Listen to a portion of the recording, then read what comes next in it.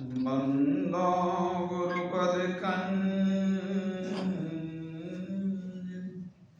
कृपा सिंधु नररूप हरि महामोह तम कुंज जासु वचन रविकर निकर गुरु बिनु ज्ञान न उपजे गुरु बिनु मिले न भेव गुरु बिनु संशय ना मिटे। जय जय जय गुरुदेव। बोलिए प्रेम से श्री सद्गुरु महाराज की जय। परमाराध्य गुरुदेव के पावन श्री चरणों में कोटि नमन। आदरणीय धर्म प्रेमी सज्जनों, माताओं, बहनों तथा प्यारे बच्चों, हमारे सनातन धर्म में श्रीमद् भगवत गीता का बड़ा ही ऊंचा स्थान है। देश से लेकर विदेश तक इस पुस्तक को लोग पढ़ते हैं और प्रभावित होते हैं। विदेशों में गीता का बहुत प्रचार है, कई भाषाओं में उसका अनुवाद किया गया है।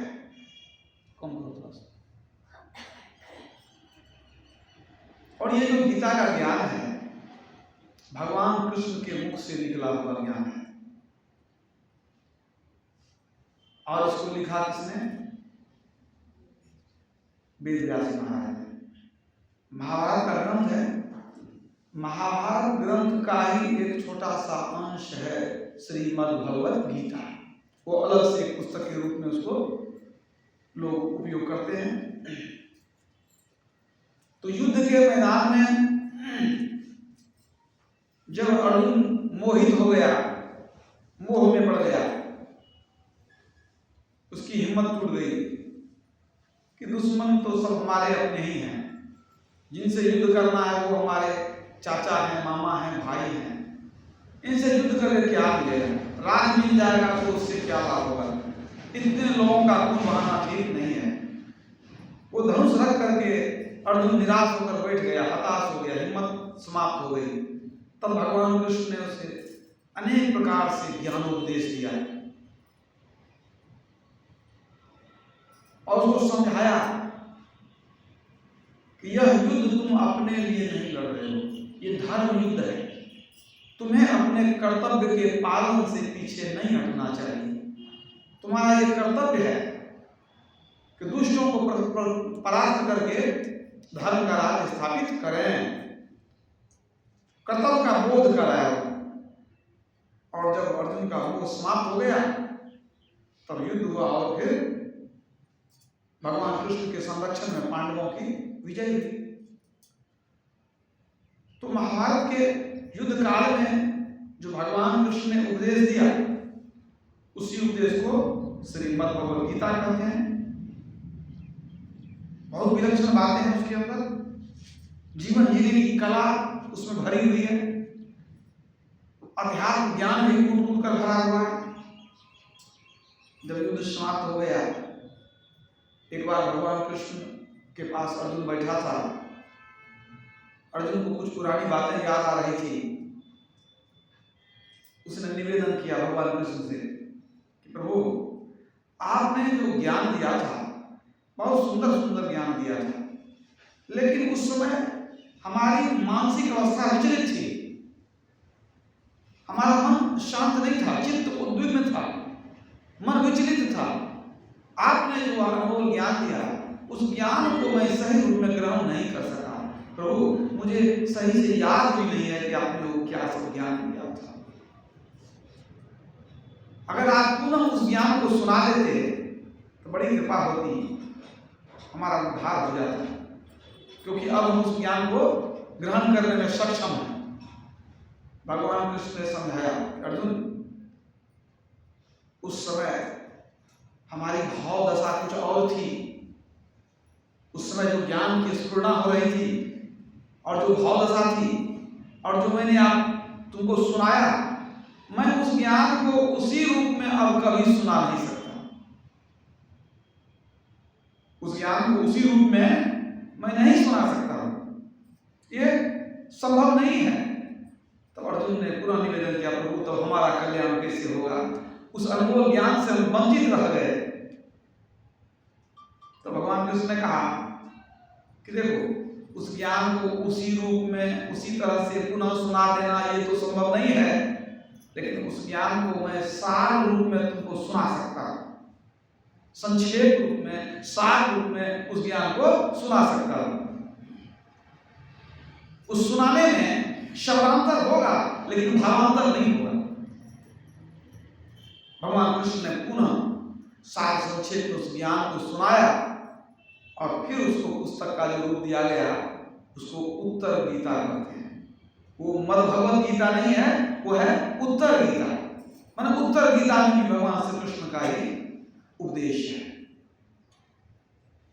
उस उत्तर गीता के कुछ श्लोकों को हमारे गुरुदेव ने सत्संग योग में शामिल किया है, आप उसमें पढ़ सकते हैं। उस उत्तर गीता में भगवान श्री कृष्ण ने अर्जुन को कहा, आहार निद्रा भय मैथुनम च सामान्य में तत्पशुभिर नराणाम ज्ञानम नराणाम अधिकं विशेषो ज्ञाने नहीं ना पशुरि समाना। मनुष्य और पशु में कुछ बातें समान है, आहार निद्रा भय और मैथुन, ये चार बातें बिल्कुल एक समान है। पशु भी भोजन करता है, मनुष्य भी भोजन करता है, पशु भी सोता है, मनुष्य भी सोता है, पशु भी डरता है, मनुष्य भी डरता है, पशु बाल बच्चा पैदा करता है, संतान उत्पत्ति करता है, मनुष्य भी करता है। ये चार बातें बिल्कुल समान है, लेकिन मनुष्य को विशेष होना चाहिए। तो मनुष्य विशेष कैसे होगा? यदि वह ज्ञान का अर्जन कर लिया तो वह मनुष्य बन गया, शरीर से मनुष्य बन गए, माता के पेट से शरीर लेकर आ गए, बड़े भाग मानुष तन पावा, तन को मिल गया। लेकिन यदि ज्ञान का अर्जन नहीं किए तो ज्ञाने नहीं ना पशुभी समाना। भले हम लोगों को मनुष्य का शरीर मिला हो, लेकिन ज्ञान के अभाव में वास्तविक रूप में हम पशु ही हैं। भगवान कृष्ण कहते हैं कि ज्ञान से जो हीन है वो पशु है। मतलब मनुष्य कब बनेगा? जब ज्ञानार्जन करेगा। ये तो उत्तर गीता में भगवान कृष्ण ने कहा। लेकिन मद भगवत गीता में भी ज्ञान के विषय में कई जगह वर्णन किया गया है। एक जगह भगवान श्री कृष्ण मद भगवत गीता में कहते हैं, न ही ज्ञानेन सदृशं पवित्रमिह विद्यते। इस संसार में ज्ञान के समान पवित्र करने वाला कुछ भी नहीं है। ज्ञान मनुष्य को पवित्र बना देता है, ज्ञान से मनुष्य पवित्र होता है।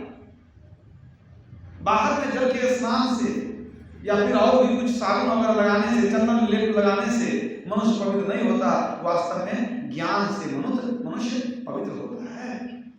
इस बात की पुष्टि जाबाल दर्शनोपनिषद में भी की गई है। ज्ञान शौचं परित्यज्य वाह्ये दूरमते नरः स्वमूढ़ः कांचनं त्यक्त्वा लोष्टं गृह्णाति शुभ्रतः। जो मनुष्य ज्ञान रूपी पवित्रता को छोड़कर सिर्फ बाहरी पवित्रता में लगा रहता है वह मूर्ख है। सोने के बदले में मिट्टी का ठेला लेता है। सिर्फ बाहरी पवित्रता का कोई खास महत्व नहीं है, ज्ञान की पवित्रता का महत्व है। और ज्ञान किस तरह से मनुष्य को पवित्र करता है, इसको आप उदाहरण से समझ सकते हैं। ज्ञान ही है कि मनुष्य को कहां से कहां पहुंचा देता है। जैसे लोहा जो है उसकी कोई खास कीमत नहीं है।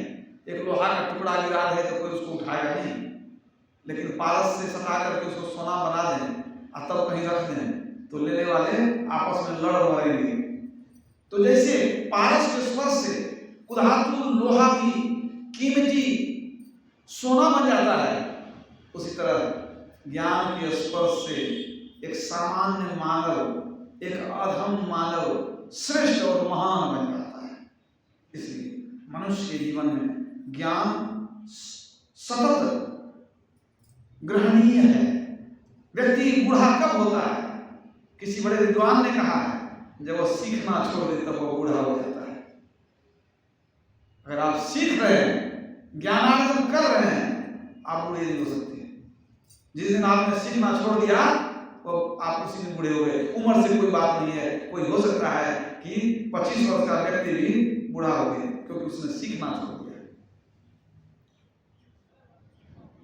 और ये ज्ञान मन के संस्कार को बदलता है और ये संस्कार हमें आगे भी ले जाता है। ये नहीं है कि ये ज्ञान इसी समय खत्म हो जाएगा। भौतिक ज्ञान खत्म हो जाए तो हो जाए, आध्यात्मिक ज्ञान तो खत्म नहीं होता है। तो ज्ञान व्यक्ति को महान बना देता है। कोई नीच कुल में जन्म लिया हो, कुरूप से कुरूप व्यक्ति हो, धनहीन हो, ऐश्वर्यहीन हो, अगर वह ज्ञानवान हो गया तो संसार में पूजनीय हो गया। गुरु महाराज एक कथा कहा करते थे, उसकी पुनरावृत्ति करता हूं। आप देखेंगे कि किस तरह से ज्ञान व्यक्ति को महान बनाता है। लगभग 2500 वर्ष से पूर्व की बात है। राजगिरी एक स्थान था, वर्तमान काल में जिसे आप पटना कहते हैं, वहीं पुरातन काल में भगवान बुद्ध के जमाने में राजगिरी हुआ करता था। वहां एक नगर सुंदरी थी, वेश्या, नाम था सलावती। बहुत दीवाने थे उसके, बहुत लोग चाहने वाले थे उसके। उसको पुत्र की प्राप्ति हुई, वेश्या को पुत्र हुआ। लेकिन उस समय वेश्या को पुत्र हो यह प्रशंसनीय नहीं होता था, यह निंदनीय होता था। वेश्या ने सोचा कि इस बच्चे को कहीं दूर में छोड़ देना चाहिए। अपनी दासी को बुलाकर उसने कहा कि ले जाओ, इसको कहीं बाहर में छोड़ देना। दासी उस बच्चे को लेकर के गई और कूड़े के ढेर पर छोड़ दी, चली आई। नवजात शिशु अभी का जन्मा हुआ। सुबह हुई, वहां का राजा था मगधराज बिंबिसार, उसके पुत्र थे राजकुमार अभय।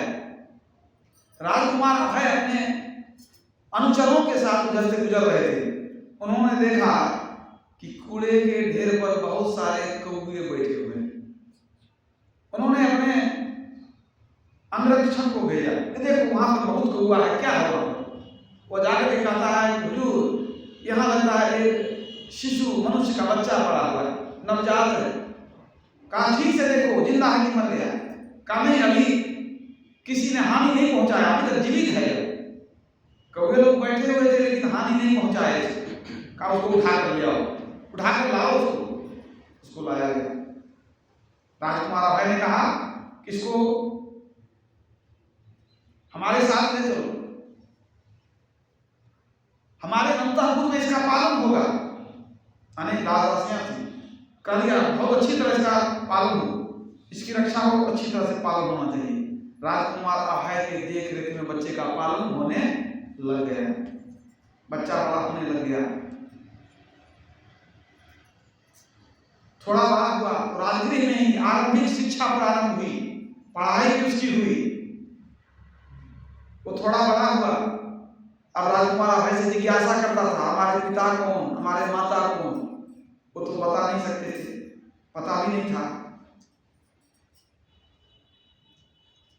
तो बच्चा सोचने लगा कि न हमारे खानदान का ठिकाना, न हमारी जाति का ठिकाना, न हमारे बाप का ठिकाना, न माँ का ठिकाना, हम कौन है, हमारा कोई परिचय नहीं है। ये दुनिया हमारा तिरस्कार करेगी, दुनिया हमारा आदर नहीं करेगी। हम इस समाज में उपेक्षित ही रह जाएंगे।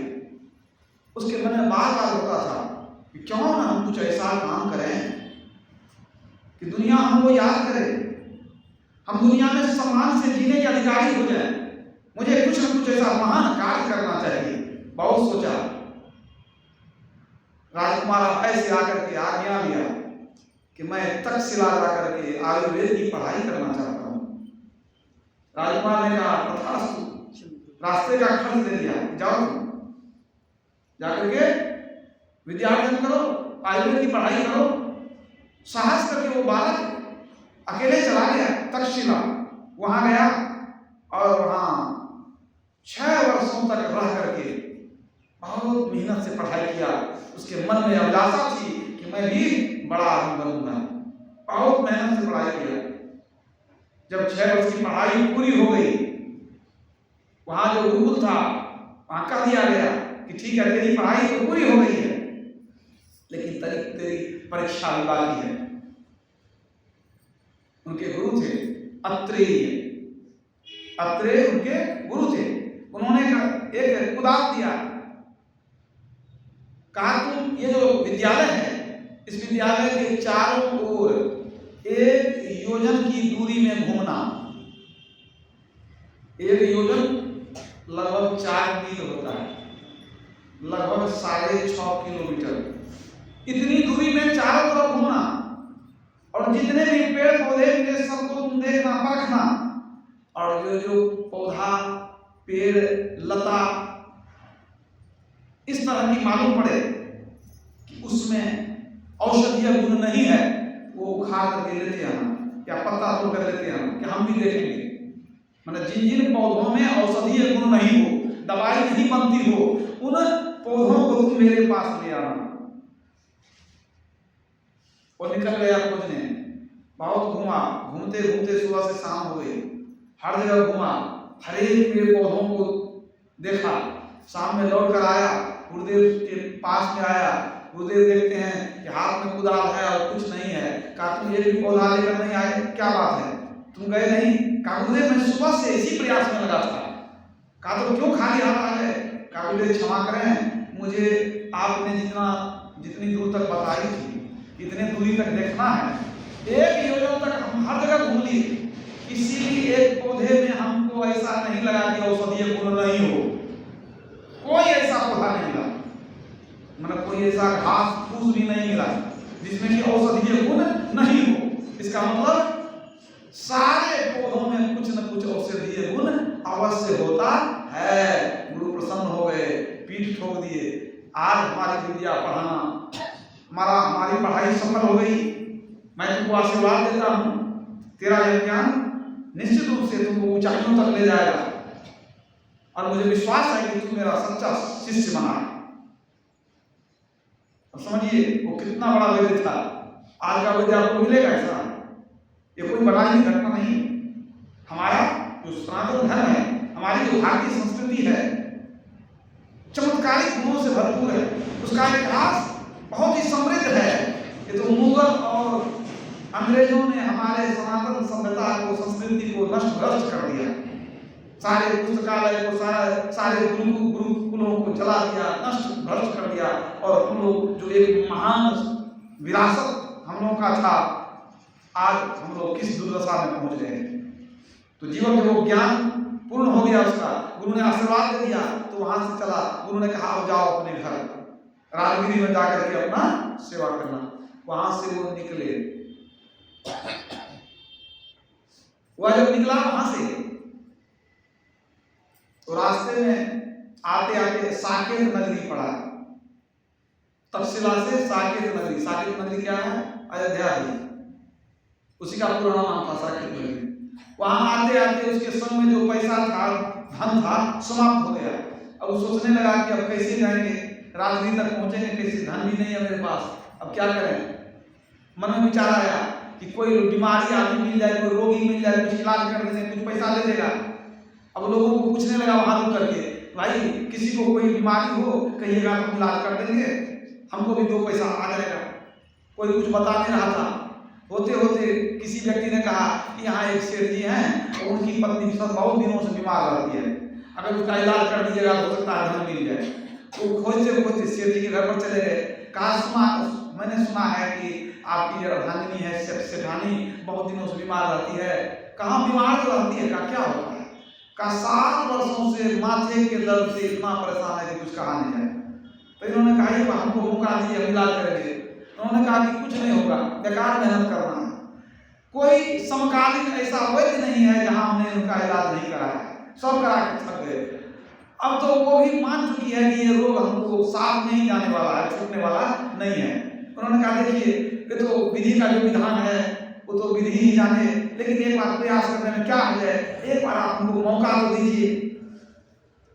कहा ठीक है, जब तू जिद करता चलो। लेके चले गए सेठानी के पास, कहा कि ये वैद्य हैं, ये आए हैं तक्षशिला से अभियान करके, ये आपका इलाज करना चाहते हैं। सेठानी ने कहा कि इतने बूढ़े बूढ़े ज्ञानवान लोग इलाज करके थक गए, अरे नौजवान है, अभी क्या सीखा है, इतना लड़का बच्चा है, क्या और करेगा हमारा इलाज, इससे नहीं होगा। तब उस युवक ने कहा कि माता एक बार मौका दो, सिर्फ एक खुराक दवाई हमारा खा लीजिए और दूसरी खुराक दे दीजिए। कम से कम एक खुराक खा लीजिए। कहा ठीक है, एक खुराक खा लेंगे, कोई बात नहीं, विश्वास तो नहीं है कि तुम नया लड़का क्या कर सकेगा। उसने दवाई दी, दवाई बना करके एक खुराक दिया, एक खुराक दिया। सेठानी को नींद आ गई, ये इंतजार करते रहे, अगर नींद टूटी तो पूरा दर्द छूमंतर हो गया, पूरा दर्द छूमंतर हो गया।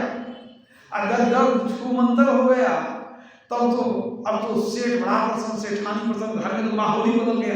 जो दर्द कभी छूटता नहीं था और वो गायब हो गया। सेठ बड़े प्रसन्न हुए, खुशी खुशी कि अब तो हमारे घर में जो है रौनक आ गई। तुरंत जो है 4000 स्वर्ण मुद्रा ला करके उनके चरणों में भेंट कर दिया। सेठानी कहती है कि आप दिए सो दिए, लेकिन हमको इसने जीवन दान दिया है, हम भी 4000 स्वर्ण मुद्रा देंगे। वो भी अपनी ओर से 4000 स्वर्ण मुद्रा ला करके भेंट कर देती है। और उस सेठ का पुत्र था, उसने कहा कि माँ का दुख देखा नहीं जाता था, बहुत कष्ट में थे हम लोग, हमको माँ से बहुत प्रेम है, मैं भी दूंगा। वो भी 4000 स्वर्ण मुद्रा ला करके भेंट कर दिया। और जब बहू जो थी सेठ की, उसने कहा कि जब सब दे दिया तो हम क्यों न पुण्य कमाए, हम भी देंगे 4000 स्वर्ण मुद्रा। वो भी ला करके चरणों में भेंट कर दी। 4 जगह 16000 स्वर्ण मुद्रा उस जमाने में बहुत बड़ी रकम हुई। वो लेकर के खुशी खुशी, अब क्या कमी, उतना ही नहीं, खाने पीने का वस्त्र आदि दे करके पूरा जो है आदर के साथ विदाई किया। सब सामग्री लेकर के, सब मुद्रा है और सब लेकर के वो जब आया तब देखिए वो गया था सिर्फ कुछ पैसा लेकर के तक्षशिला, और वहां से लौट के आया तो बहुत सारा सामान, धन भी, स्वर्ण मुद्रा प्रतिष्ठा के साथ जब आया तो सीधे चला गया उस राजपुरुष के पास, राजकुमार अभय के पास। उनके चरणों में ले जाकर के स्वर्ण मुद्रा भेंट कर दिया। और जब भेंट कर दिया और कहा कि इस तरह से हम देखिए ज्ञान से हम कमा करके लाए हैं, और राजपुरुष बहुत प्रसन्न हुए। राजकुमार है बहुत आशीर्वाद दिया, धन्यवाद दिया कि मैंने तुमको पुत्र के समान पाला है, आज तुम्हारे कृत्य से मैं भी धन्य धन्य हो गया, मैं बहुत प्रसन्न हूँ। और तुमने जो ये स्वर्ण मुद्रा दिया है, कहा नहीं ये आपका है, आपने हमको उस कूड़े से उठाकर मनुष्य बनाया, नहीं तो हमको कब सियार और गिद्ध खा लेता, कब हम समाप्त हो जाते। आपने जीवन दिया है, हम माता ने हमको जीवन नहीं दिया, आपने हमको जीवन दिया है, ये सब आपका है। कहा देखो मैंने सब ले लिया तुमसे, लेकिन मेरी इच्छा क्या है कि मेरे भवन के सामने ही तेरा भी सुंदर भवन बने, कि लोग भी जाने तुम मेरा पुत्र है, लोग तुमको यह न कहे कि तुम बिना पिता के हो, मैं तुमको अपना नाम देता हूँ, और ये सुंदर भवन मेरे सामने बनना चाहिए। ये स्वर्ण मुद्रा रखो। उस स्वर्ण मुद्रा से बहुत ही सुंदर भवन बना। राजकुमार अभय के सुंदर भवन के सामने में उसका भवन बना, और वह वैद्यराज के रूप में प्रसिद्ध हो गया। वैद्यराज जीवक के नाम से वह विश्व प्रसिद्ध हुआ। और जब वहां से ज्ञान सीख कर आ गया और जब उसकी प्रतिष्ठा होने लगी तो ये जो थे राजा बिंबिसार अभय के पिताजी, अब उनको भगंदर का रोग था, बरसों से दुख पा रहे थे। तो पुत्र ने कहा कि पिताजी ये जो जीवक आया है अध्ययन करके, एक बार इसको भी मौका दिया जाए। कहा क्या करेगा, ये तो अभी नया नव सीखा है, ये क्या करेगा। कहा एक बार सेवा करके मौका दे दीजिए। राजा ने कहा तथास्तु। जड़ी बूटी का लेप बनाया, सिर्फ एक बार वह लेप राजा को लगाया, और उसी एक लेप से राजा का भगंदर रोग भी बिल्कुल ठीक हो गया। राजा प्रसन्न हो गया। उसने राजा बिंबिसार ने उस वैद्यराज को राज वैद्य बना दिया। वो अपना वैद्य बनाया, उसको राज वैद्य। उस दिन से पुराने वैद्यों की सबकी छुट्टी हो गई और ये राजकुमार जीवन राज वैद्य हो गया। इतना ही नहीं, राजा बिंबिसार कभी कभी भगवान बुद्ध से मिलने जाते थे, उनकी भी सेवा करते थे। तब उसके बाद भगवान बुद्ध से मिलाए उसको, भगवान बुद्ध भी उससे प्रसन्न हो गए और भगवान बुद्ध ने कहा अब से मेरा भी उपचार तुम ही करेगा। तो भगवान बुद्ध के वैद्य कौन? जीवक। इतना ही नहीं, मिला जीवन को? एक अनाथ है, एक अनाथ बालक जिसके माँ बाप का ठिकाना नहीं, कुल धर्म का ठिकाना नहीं। वो बालक अपने कर्म से कितना महान बन गया कि राजवैद्य बन गया। भगवान बुद्ध की सेवा करते हुए उसने अपने जीवन को मन जिया, भगवान बुद्ध की सेवा में रहा और भगवान बुद्ध का आशीर्वाद भी उसको मिला। सोचिए वो व्यक्ति कहां से कहां पहुंच गया। तो मतलब क्या है? ज्ञान मनुष्य को कहां से कहां ले जाता है, कर्म मनुष्य को कहां से कहां ले जाता है। आदमी को हिम्मत रखनी चाहिए, लक्ष्य ऊंचा रखना चाहिए। एक ज्ञान से वो महान हो गया। तो ये तो भौतिक ज्ञान था, अब भगवान बुद्ध के शरण में गया तो आध्यात्मिक ज्ञान भी मिला। ऐसा भी नहीं कर सकते कि ज्ञान नहीं मिला। लेकिन ज्ञान की पूर्णता कहां होती है? ज्ञान की पूर्णता आत्मज्ञान में होती है। ज्ञान के दो रूप हैं, एक भौतिक ज्ञान, दूसरा आध्यात्मिक ज्ञान। भौतिक ज्ञान हमको संसार में जीने की कला सिखलाता है, संसार में ठीक से जी सकें, जीवन यापन कर सकें, इसके लिए भौतिक ज्ञान की बड़ी आवश्यकता है। लेकिन इस मनुष्य जीवन का लक्ष्य आध्यात्मिक ज्ञान है। गुरु महाराज कहा करते थे कि बाहर की विद्या भी आवश्यक है। जो बाहर की विद्या सीखते हैं उनको आध्यात्मिक विद्या सीखने में भी आसानी होती है। इसलिए सबको बाहरी विद्या भी सीखनी चाहिए, लेकिन आध्यात्मिक विद्या जो है वो परम आवश्यक है। प्रत्येक मनुष्य का कर्तव्य है कि वो अध्यात्म ज्ञान को अपनावे, अपने जीवन को महान बनावे। सद्गुरु महाराज की जय। तो एक ज्ञान है संसार में जीना सिखलाता है, और दूसरा ज्ञान है जो हमको मुक्ति पद देता है, मोक्ष में ले जाता है। धर्म ते विरति योग ते ज्ञान, अज्ञान मोक्ष प्रद वेद बखाना।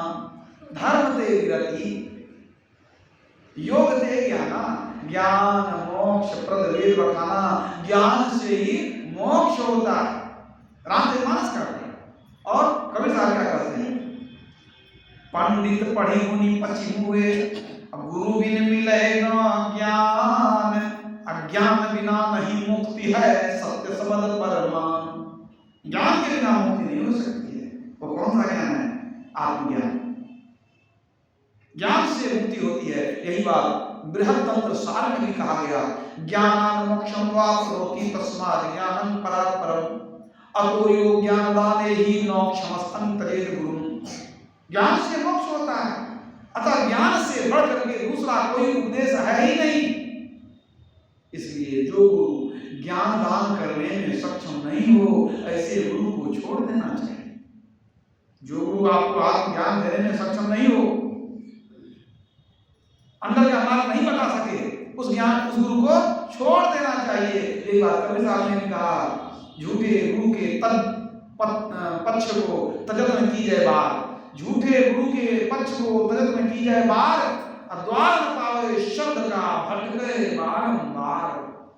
बिना शब्द मिले तो मुक्ति में जा नहीं सकते। शब्द का ज्ञान होगा तो मोक्ष में जाएंगे। तो वही कहते हैं, जो झूठा गुरु हो उसको छोड़ने में देर मत लगाइए।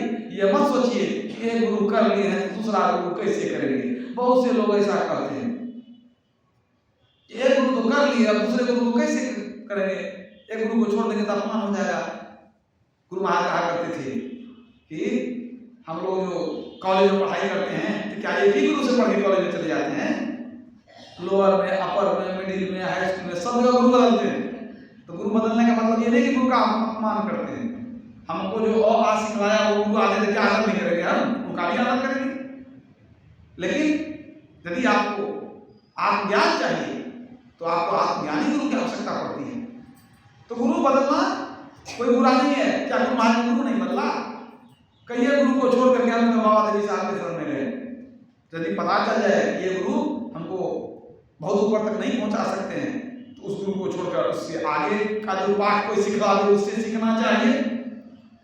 शास्त्रहीनं गुरु त्याज्यो मिथ्यावादी विडंबकः, स्वविश्रांति न जानाति पर शांति करोति किम। शास्त्रहीनं गुरु त्याज्यो मिथ्यावादी विडंबकः, जो मिथ्यावादी झूठ बोलने वाला हो, विडंबका पाखंडी हो, शास्त्र के ज्ञान से हीन हो, शास्त्र के ज्ञान से हीन हो, तो जो झूठ बोले, पाखंडी हो, शास्त्र का ज्ञान नहीं जानता हो, ऐसे गुरु को छोड़ देना चाहिए। क्यों? इसलिए कि वह गुरु अपनी शांति का उपाय अपने नहीं जानता है, आपको शांति देगा कहां से? अशांत करके छोड़ देगा। जो अपने जिसका चित्त अशांत है, क्यों? जो गुरु शास्त्र ज्ञान से हीन है, झूठ बोलने वाला पाखंडी है, लेकिन फिर भी अपने को गुरु कहता है, इसका मतलब वो धन के लोभ में गुरु बना हुआ है। और धन के लोभ में कोई पड़ा हुआ है तो आपको तो बीच बीच में उत्तम करते रहेगा, भाई इतना धन दो हमको, इतना धन दो हमको, तो आप परेशान रहेगा। तो वो अपने अशांत है, आपको भी अशांत करके छोड़ देगा। कुछ न कुछ मांगते हुए हमेशा परेशान करेगा आपको। इसलिए झूठे गुरु को छोड़ दीजिए। अगर इस सच्चे गुरु मिल जाए तो क्या करेंगे? तब क्या करेंगे? सांचे गुरु के पक्ष में मन को दे ठहरा, चंचल ते निश्चल भया नहीं आगे नहीं जा। जब सच्चे गुरु मिल जाए तो मन को स्थिर करके उनके चरणों में सौंप दीजिए। अब कभी मन को इधर उधर भगाइए मत। ये तो कबीर साहब ने कहा,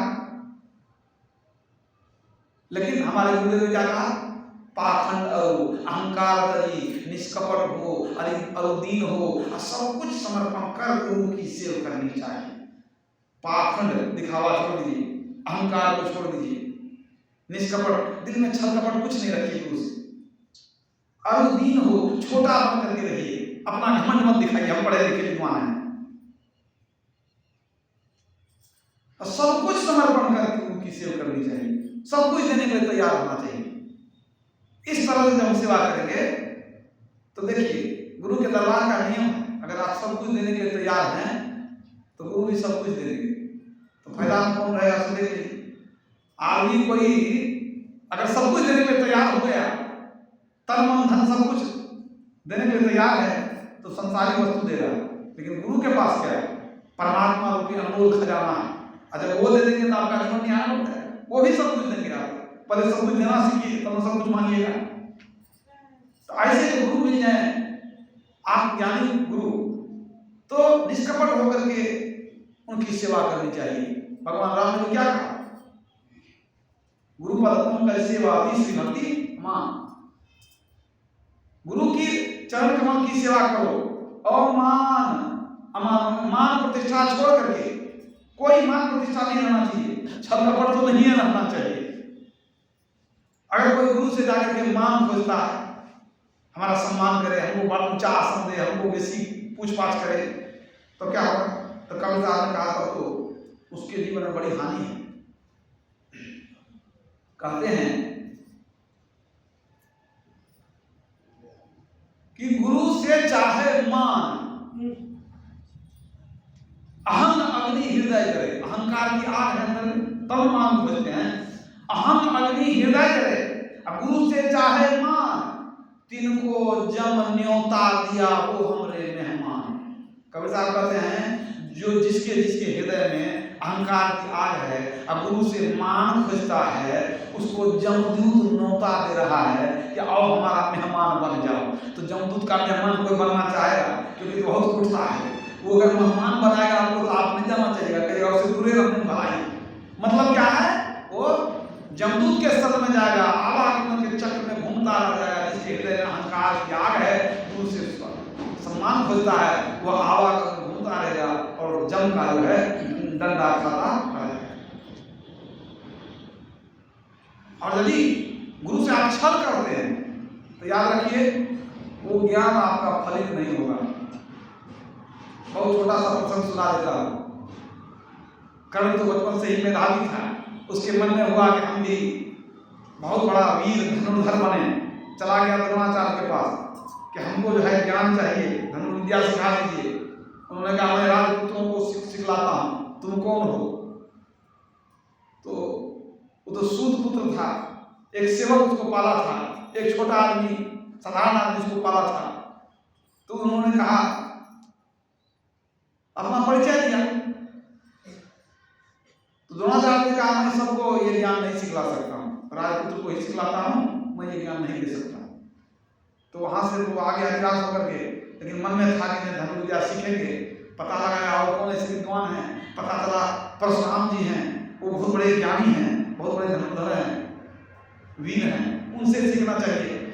लेकिन उसको पता चल गया कि वो भी सब नहीं सिखलाते, तो ब्राह्मण का रूप बना लिया, चोटी बना लिया, जैसे उदाहरण कर लिया, ब्राह्मण का रूप बना लिया गया, प्रणाम किया, कहा मैं आपके सदन में रहकर विद्या अर्जित करना चाहता हूँ। कहा तू कौन है, अपना नाम बता दिया, कह दिया कि हम ब्राह्मण हैं। कौन जाति है, ब्राह्मण है कह दिया। तो स्वामी सोचे कि ठीक है ब्राह्मण होगा ये, उसी ढंग से उसको शिक्षा देने लगे। शिक्षा देते देते बहुत शिक्षा दी, बहुत अस्त्र शस्त्र का ज्ञान दिए, यहाँ तक कि दिव्यास्त्र का भी ज्ञान दिए, कैसे उसको चलाया जाता है, कैसे उसको प्रयोग किया जाता है, सब कुछ ज्ञान दिए। बहुत पसंद रहते थे, बहुत ज्ञान दे दिए। एक दिन गुरु शिष्य जंगल से गुजर रहे थे, चलते चलते परशुराम जी थक गए, उन्होंने कहा हमको मन है कुछ देर विश्राम कर लें तब चलें।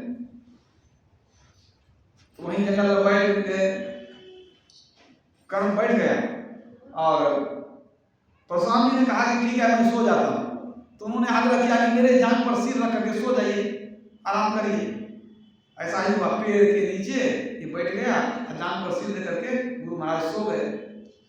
अब देखिए सोए सोए बहुत गहरी नींद में चले गए, अचानक जमीन से एक जहरीला कीड़ा निकला, कहाँ, तो उनके जांघ के नीचे, और उनको डंक मारा। डंक जो मारा था, इन्होंने सोचा कि अगर हम हिल डुल करेंगे तो गुरु महाराज की नींद टूट जाएगी, अभी सोए हैं गहरी नींद में, अभी उठना ठीक नहीं है। तो वो हिला डुला नहीं, सह लिया, और उसने उस कीड़े ने ऐसा डंक मारा, डंक मारने के बाद वो जान में छेद कर दिया, लेकिन ये सहते चला गया कि नहीं गुरु महाराज को कष्ट हो जाएगा, निद्रा में खराब हो जाएगी, बिल्कुल सहते चला गया। अब ऐसा हो गया कि रक्त का प्रवाह होने लग गया, और रक्त का ऐसा प्रवाह हुआ कि जो सोए थे उनका चेहरा मिल गया, रक्त से स्पर्श हो गया। तो गरम गरम रक्त के स्पर्श से हरा करके उठ गए, कर ये क्या हो गया, ये रक्त कहाँ से आया। तब उसने कहा कि गुरुदेव एक कीड़े ने हमारे जान को काट दिया है, इसलिए खून का प्रवाह हो रहा है। कहा तुमने जगाया क्यों नहीं, तुम कुछ बोला क्यों नहीं, तुम हिला क्यों नहीं। कहा गुरुदेव हमको लगा कि आपके नींद में खलल हो जाएगी तो गुरु सेवा में बाधा हो जाएगी, तो हमारे लिए अच्छा नहीं होता, इसलिए हम हिल डोल नहीं किए। गुरु महाराज लोग उठ गए, अब वो सोचने लगे, तुरंत पूछते हैं तुम ठीक ठीक बतला, तुम कौन हो, तुमने अपना परिचय दिया मैं ब्राह्मण हूं, लेकिन मेरे जानते ब्राह्मण कोई भी ऐसा कठोर और वीर नहीं हो सकता है जो इतने दर्द को झेल सके, इतना सहनशील कोई ब्राह्मण नहीं हो सकता है, इतने दर्द को सहने वाला। निश्चित रूप से तुम क्षत्रिय हो, जल्दी बताओ तुम कौन हो। जब डांट के पूछे तब वो कह दिए कि देखिए हमको तो जाति का पता नहीं है। कहा नहीं तुम क्षत्रिय हो नहीं सकता है कि दूसरा इतना कष्ट को झेल। तभी बता दिया कि हमको अमुक ने पाला, हम तो सुत पुत्र हैं। परशुराम जी बहुत क्रोधित हुए कि तुमने हमको पहले नहीं बताया। तो इन्होंने कहा कि देखिए हमको जाति का पता नहीं था, हम तो इतना ही बोले कि हम ब्राह्मण हैं, इतना ही हम बोले, लेकिन प्रभु आपसे हम बिना ज्ञान लिए तो हम नहीं रह सकते थे, आपसे ज्ञान लेना जरूरी था और आप हमको ज्ञान नहीं देते, इसलिए हमने ये झूठ बोला, हमको क्षमा कर दिया है। लेकिन परशुराम जी क्षमा नहीं कर सके, उन्होंने कह दिया तुमने जितनी भी विद्याएं अर्जित की है, जीवन में सबसे अधिक इस विद्या का जब तुमको जरूरत पड़ जाए, इस विद्या की आवश्यकता जब पड़ेगी, उस समय ये विद्या तुम्हारे काम नहीं आएगी। और ये जो अनेक अस्त्र शस्त्र की विद्या तुम प्राप्त कर लिए हो, ये तुम समय आने पर चला नहीं सकोगे और तुम्हारे काम आने वाला नहीं है। जब सबसे ज्यादा जरूरत पड़ेगा तब शाप दे दिया परशुराम जी ने। तो देखिए यहाँ पर क्या हुआ, गुरु से छल हो गया ना, छल तो हुआ। गुरु से कपट, मित्र से चोरी, अक्की होए अंधा अक्की होए कोड़ी, कुमार बाबा कहा करते थे। तो गुरु से छल कपट नहीं होना चाहिए। पाखंड को अहंकार निष्कपट हो, दीन हो, सब कुछ समर्पण कर गुरु की सेवा करनी चाहिए। तो ये घटना तो हो गई, सब ज्ञान सीखा, लेकिन शाप मिल गया। और वहां से जब चला, कुछ ही समय के बाद, कुछ ही दिनों के बाद जंगल में एक राक्षस दानव मिल गया। किसको? कर्ण को। इसने सोचा कि इसको मार के खत्म कर देंगे, दानव है मार देंगे इसको।